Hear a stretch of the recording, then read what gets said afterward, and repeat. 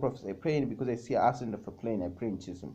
Itai Zaidan from Kibbutz Shoval and Corporal Lihu Ben Bassa from Rishon LeZion. The military is investigating what caused the incident, the first of its kind since 2008, which claimed the life of a 42-year-old reserve officer and 19-year-old cadet. The funeral arrangements for the two were not immediately announced.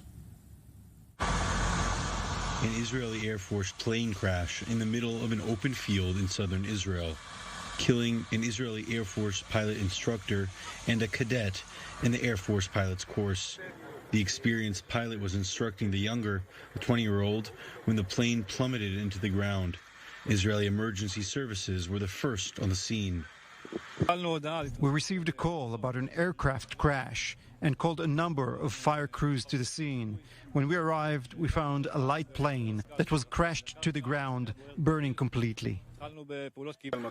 We received a call about a light plane crashing in the fields here. Our helicopter landed not far from here, and within about 5 minutes, we reached the spot. We spotted the rubble from above.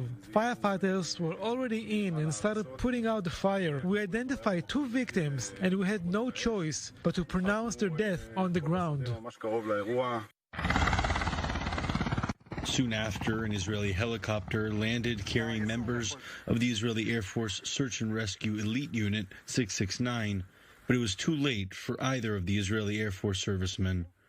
The plane crashed in such a fashion that experts believe it must have been a serious technical malfunction, causing it to nosedive into the ground. These crashes are extremely rare, especially those that end with fatalities.